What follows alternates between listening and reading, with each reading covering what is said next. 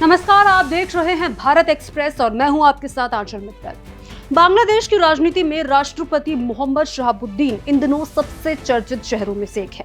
उनकी राजनीतिक यात्रा किसी रोलर कोस्टर से कम नहीं रही है। कभी वो शेख हसीना के सबसे भरोसेमंद नेताओं में गिने जाते थे, फिर मोहम्मद यूनुस की अंतरिम सरकार के दौरान भी अपने पद पर वो बने रहे और अब तारिक रहमान की बीएनपी सरकार में भी मजबूती से टिके हुए हैं। यही कारण है कि उन्हें बांग्लादेश की राजनीति का परफेक्ट मौसम विज्ञानी कहा जा रहा है।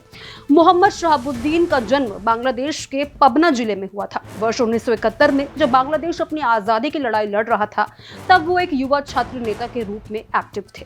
उन्होंने स्वाधीन बांग्ला छात्र संघर्ष परिषद के संयोजक के रूप में काम किया और स्वतंत्रता आंदोलन में एक अहम भूमिका निभाई। उनकी एक्टिवनेस से प्रभावित होकर देश के संस्थापक नेता शेख मुजीबुर रहमान ने उन्हें कृषक श्रमिक अवामी लीग का जिला संयुक्त सचिव बनाया। लेकिन 1975 में शेख मुजीबुर रहमान की हत्या के बाद देश की राजनीति पूरी तरीके से बदल गई। इस दौरान शहाबुद्दीन को भी 3 साल तक जेल में रहना पड़ा। जेल से बाहर आने के बाद उन्होंने कुछ समय के लिए राजनीति से दूरी बना ली और कानून की पढ़ाई पूरी कर वकालत शुरू कर दी। बाद में वो जिला न्यायाधीश बने और फिर भ्रष्टाचार निरोधक आयोग के आयुक्त में रूप में भी उन्होंने काम किया। हालांकि उनकी पहचान हमेशा अवामी लीग और शेख हसीना के करीबी नेता के रूप में बनी रही। वर्ष 2020 में उन्हें अवामी लीग की सलाहकार परिषद का सदस्य बनाया गया। उनकी साफ छवि, अनुभव और पार्टी के प्रति वफादारी ने उन्हें शेख हसीना का भरोसेमंद चेहरा बना दिया। अप्रैल 2023 में शेख हसीना सरकार ने उन्हें राष्ट्रपति पद के लिए नामित किया और बिना किसी विरोध के वो बांग्लादेश के 22वें राष्ट्रपति चुने गए। माना जाता है कि उनकी नियुक्ति शेख हसीना और उनकी बहन शेख रेहाना की खास पसंद थी।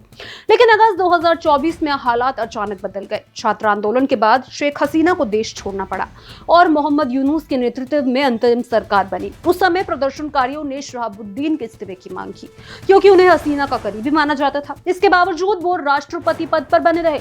यूनुस सरकार के दौरान उन्हें कई मुश्किलों का सामना करना पड़ा। उनका प्रेस विभाग उनसे छीन लिया गया और विदेशों में स्थित बांग्लादेशी दूतावासों से उनकी तस्वीरें तक हटा दी गई।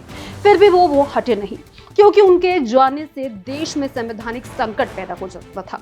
इस पूरे दौर में सेना प्रमुख वाकर उज जमान का समर्थन उनके लिए बड़ी ताकत बना। सेना ने स्पष्ट कर दिया था कि वो सत्ता अपने हाथ में नहीं लेना चाहती और संवैधानिक व्यवस्था को बनाए रखना चाहती है।